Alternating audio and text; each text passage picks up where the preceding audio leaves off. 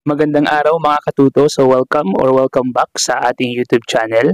Kuya Mike nga pala ulit. So in this video, pag-uusapan natin ang ilan sa mga kinakailangan nyong malaman tungkol sa Practical Research 1. And ang topic nga natin dito in this video ay ang types of qualitative research. So at the end of this video, you as a viewer, you should be able to first determine the 6 types of qualitative research.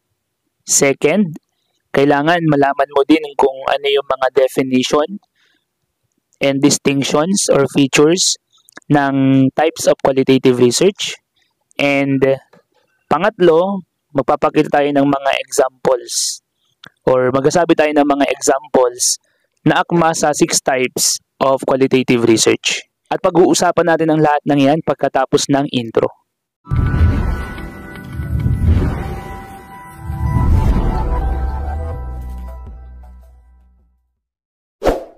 So mga katuto, ang gagawin natin ngayon ay i-determine natin, identify natin kung ano nga ba yung 6 types or kinds of qualitative research.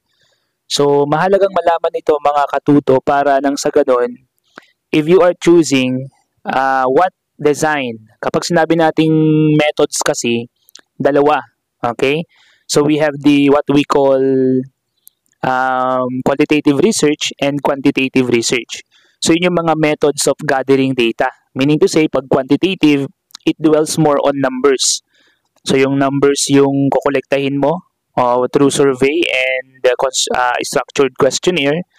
And then, yun din ang i-analyze mong data, numbers din, through statistical tools, like yung mga SPSS or Excels, okay?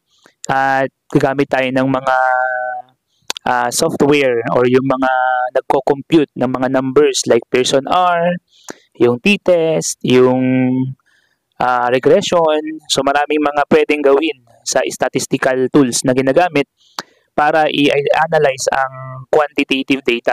Okay? Pangatlo, ganun din, i-interpret mo at ang i-discuss mo sa findings mo ay mga numbers din. So sa qualitative naman, it dwells more on words naman ito. So descriptive naman ito. Okay? So ang kukunin mo sa mga participants mo ay words like interview. I-interview mo sila, magsasalita sila, i-record mo yon through pen and paper or yung recorder. Tapos, i-analyze mo is words. Na-collect mo words, i-analyze mo words, and then yung i-interpret mo at ang i-report mo ay yung words din na nanggaling sa kanila. So, yun yung pinagkaiba ng research methods, like yung quantitative at yung qualitative research methods. At according to Creswell, meron tayong pangatlong method na pwedeng gamitin in gathering data. Yun yung tinatawag na mixed methods. Yung quali at saka yung quanti, pagsasamahin mo na siya sa isang study. So medyo komplikado yun pag-usapan sa mga oras na ito. So ngayon, ang focus natin dito is to identify yung kinds or types of qualitative research. So yun yung sinasabi ko kanina na isang methods of research. Okay, one method of gathering data. After natin ma-identify yung kinds of research, bali isa-isayin natin, susubukan natin magbigay ng mga halimbawa. Okay? So unang task natin dito sa video na to is i-identify nga yung kinds of qualitative research. So una, meron tayong tinatawag na phenomenological research. Pangalawa, ethnographic research. Pangatlo, we have the grounded theory. And pang-apat, we have the case study. Panglima, we have the narrative research. And pang-anim nga ay yung tinatawag nating historical research. So isa-isay natin mga katuto kung ano nga ba ang ibig sabihin ng bawat isa at kung ito ba yung design na maaari mong gamitin sa research study mo or sa kinakandak mo na study. So first, we have the phenomenological study. So lagi niyong tatandaan mga katuto na kapag phenomenological ang pinag-uusapan or design na napili mo under qualitative research, ang ibig sabihin ng phenomenological, ang pinag-aaralan mo dito ay yung mga lived experiences ng mga participants. Okay? or feelings ng mga participants. So tatandaan nyo lagi yung lived experiences and yung tinatawag na feelings ng mga participants. So ibig sabihin, kung gusto mong malaman ang nararamdaman ng mga teenagers na maagang nabuntis or yung mga teenage pregnancy or yung mga unwelcome pregnancy, pwede mong gamitin na design is phenomenological study. Dahil pinag-aaralan mo yung mga lived experiences nila, yung sila mismo ang nakaranas ng phenomenon o yung mga pangyayari na hindi maganda or magandang pangyayari sa buhay ng tao. So kapag mga lived experiences, kapag mga feelings ang gusto mong i-measure or ang gusto mong pag-aralan or i-conduct na study, then ang phenomenological ang suwak sa timpla na gusto mong gamitin na design sa study mo. So pangalawa, mga katuto, ay yung tinatawag nating ethnographic research. So kapag sinabing ethnographic research, ito ay nakafocus sa mga cultures, traditions, beliefs ng isang grupo.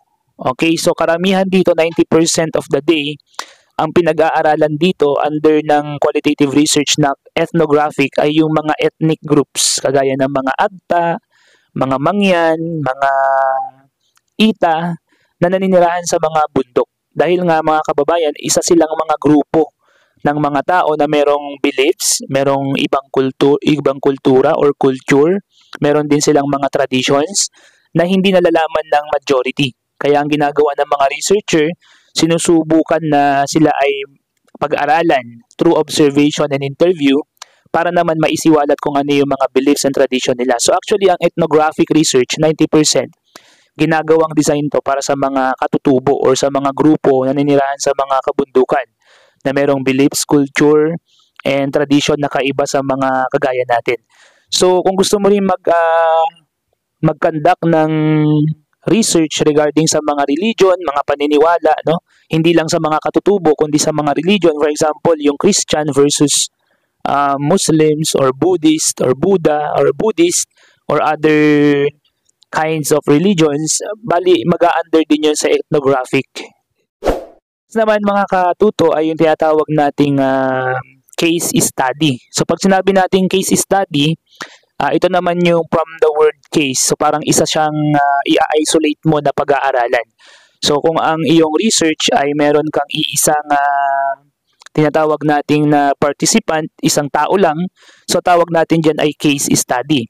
Kung gusto mo naman pag-aralan ng isang institution, isa lang yon, so case study din yon. Ganun din, iba, isang eskwelahan or isang kumpanya, case study din yon. So yun ang tinatawag nating case research, case study research.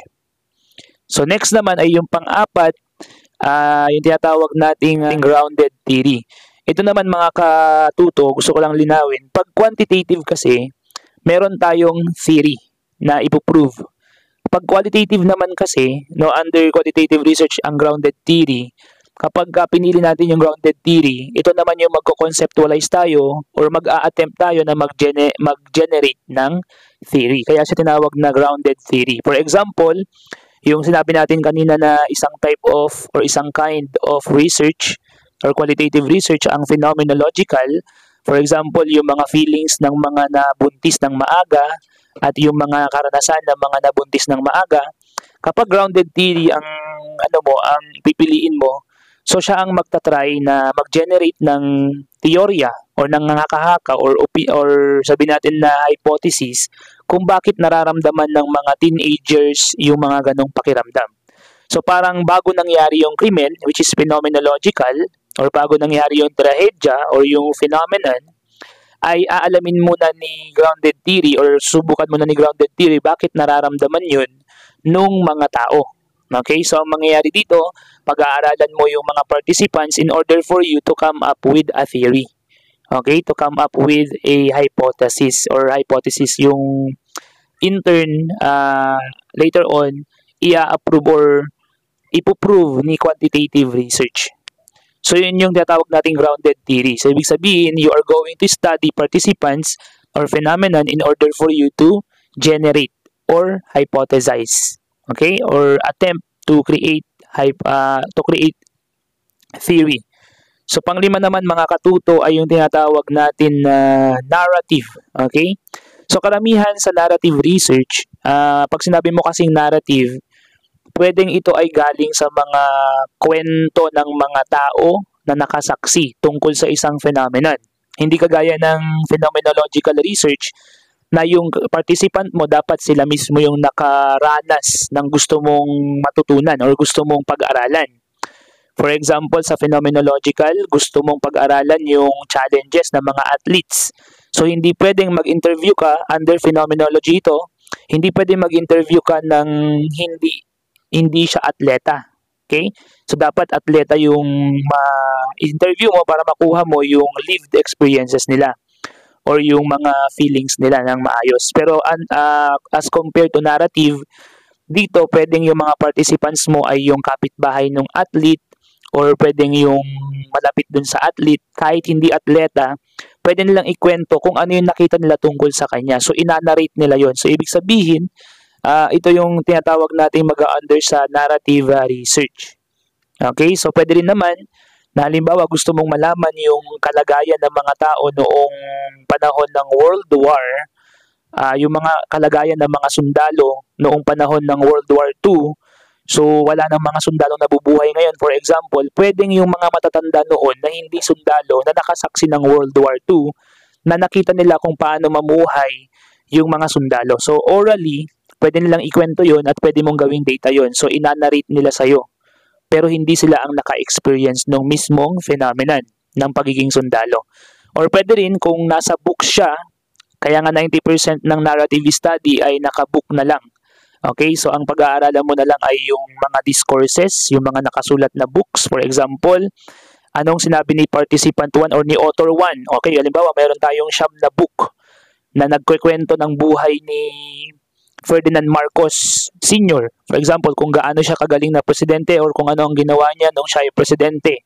Gusto mong pag-aralan yun, pero wala na siya ngayon at wala na rin yung mga malalapit na tao sa buhay niya. So you can go with the books, kaya nga narrative.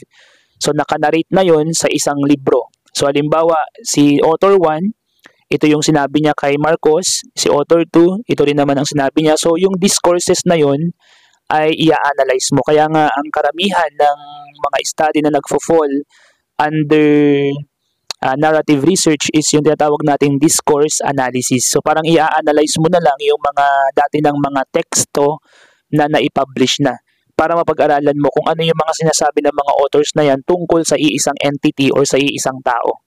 So, yun yung tinatawag ng nating narrative research. So, pag yung pang-anim naman, mga katuto, yung panghuli sa kinds of qualitative research, meron tayong tinatawag na historical research. So, ito naman, kung gusto mong pag-aralan yung mga panahon pa ng mga digmaan, yung mga history natin, so wala ka ng mga tao na pwedeng interviewin. Kasi nga pag sinabing qualitative research is interview and observation, di ba? Pero naiiba naman itong historical research sa 5 kinds of qualitative research. Pag sinabing historical research, ito naman yung pupunta ka sa mga publish na text, yun yung mga libro, para pag-aralan mo yung history. Halimbawa, may mga videos na nakuha tungkol dun sa history na yon na nakapublish ngayon sa social media. Pwede mong kunin yon.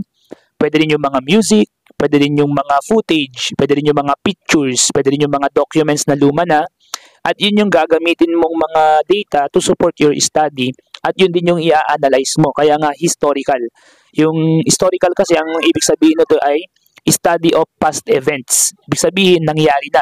Wala ka pa, nangyari na yung past events at wala ka mismo dun sa event na yon, kaya hindi mo alam kung paano nangyari yon. Kaya kung historical ang iyong pipiliin under qualitative research, maganda rin naman siya, pero medyo challenging yung paghahanap ng mga data na i-analyze mo later on, like yung video. For example, si Rizal, kung ano ang height niya, kung ano yung itsura niya, kung ano yung mga ginawa niya. Okay, kalimitan sa mga libro na lang natin natututunan yung mga ginawa ni Jose Rizal. Kaya ang tawag doon ay historical research. Kung may video ka ni Rizal, mas maganda. Kung meron kang audio ni Rizal, mas maganda para mapatunayan mo mismo na ganun yung boses niya or ganun yung kung the way na magsalita siya, etc. So those are the data na pwede nating i-gather in order for us to do a historical research. Yun yung 6 mga katuto na kinds of research. So ngayon, magbibigay tayo ng tinatawag na example natin para sa bawat isa. Okay, so dito magbibigay tayo ng example ng mga nabanggit natin ng mga kinds of qualitative research. So itong PowerPoint presentation na ito, pwede ko kayong i-provide nito. Kung halimbawa, teacher man kayo ng research, so pwede ako mag-provide nito sa inyo. So ito yung PowerPoint ko sa school. Okay, ito yung tinuturo ko sa kanila. So ito kanina yung napag-usapan natin na yung phenomenological, ethnographic, grounded theory, case study, historical, and narrative. So yung example for phenomenological, lagay ko lang muna yung sarili natin dito. So ang example for phenomenological, sabi dito sa baba, a researcher aims to determine the challenges and coping mechanisms of senior high school working students in the 2nd District of Bataan. So kung maalala niyo, sabi dyan sa phenomenological ay lived experiences or feelings. So dito, ang researcher, gusto niya malaman yung challenges and coping mechanisms of senior high school working students. So yung mismong working students, yun yung gusto niyang i-analyze or pag-aralan, okay, or interviewin. So ito pa isang example, no? A researcher aims to explain the lived experiences of the COVID-19 survivors in the province of Bataan. So pwede niyong i-conduct yung mga study na ganyan. So ito ay nung COVID-19 pa, kaya medyo outdated na siya.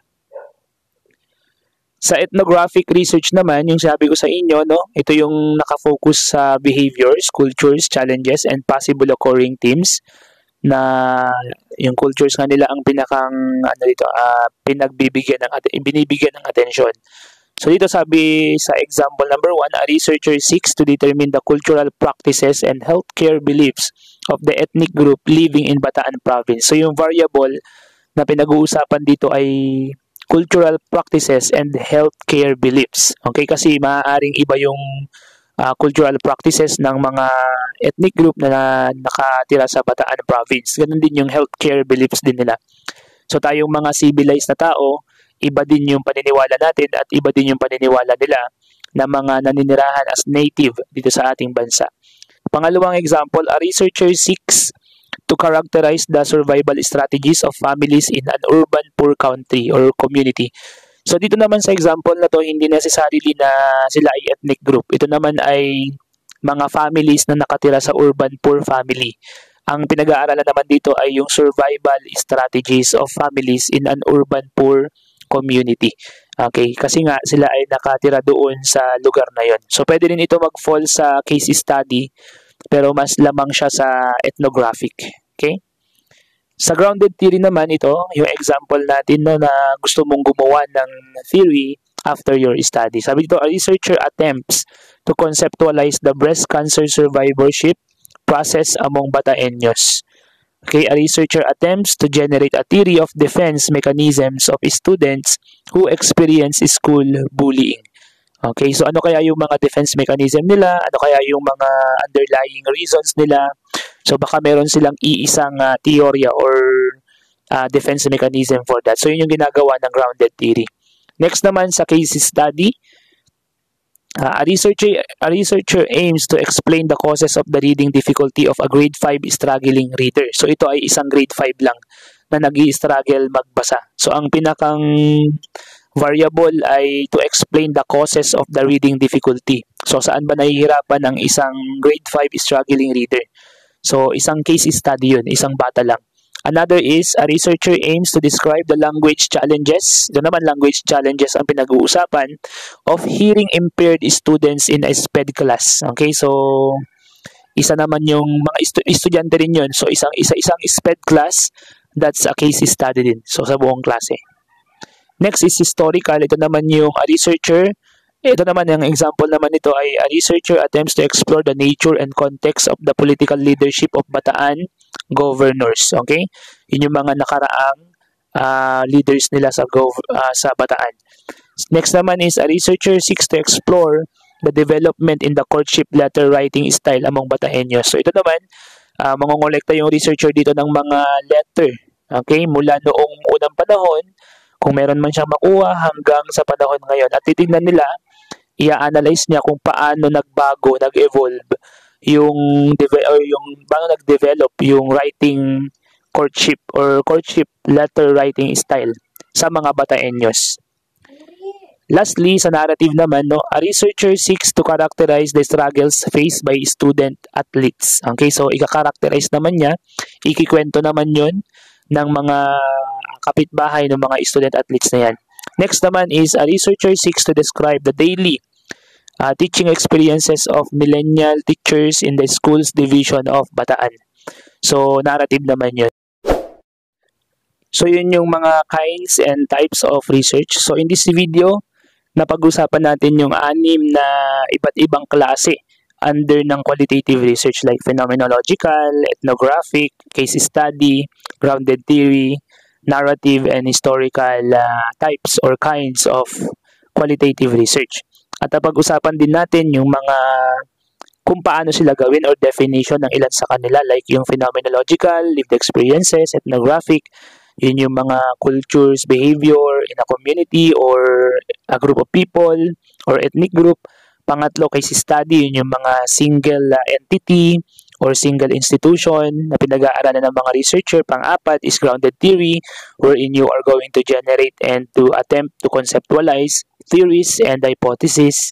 Sunod naman is yung narrative which is orally na ipapasa or by book. You can examine books in order for you as a researcher to analyze or interpret yung mga orally or written narrative ng mga tao na gusto mong pag-aralan. And lastly, yung historical, yung studies or study of past events, okay, na nangyayari na mismo. So you can use yung footage, you can use yung videos, audios na mga na-record, yung mga recorded na dati para makahanap ka ng mga historical evidences to support your study or to back up your study. Yung mga pictures, pwede rin. Yung mga old texts, pwede rin yun. So, yun yung mga pwede nyong gawin. So, hopefully nakatulong yung video na ito para maipaliwanag sa inyo ng mas mabuti-buti or maayos yung kinds of research na under ng qualitative research. So, kung nagustuhan nga po ninyo yung video na ito, paki-like naman po yung video na ito at mag-subscribe na po kayo para sa mga susunod na videos natin dahil ako po ay gumagawa ng video series na nagtuturo sa mga estudyante, especially sa senior high school students na gumagawa or nag-undergo ng kanilang qualitative research or yung practical research 1 po nila. At ito pong videos na to ay makakatulong po sa inyo para kahit papaano makadagdag ng information or makapagpaintindi sa inyo ng mga concepts na hindi pa po ninyo naiintindihan under practical research. So once again, this is Kuya Mike. Nagpapasalamat po ako palagi sa inyo sa inyong pagsuporta. Once again mga katuto, this is Kuya Mike. Peace out!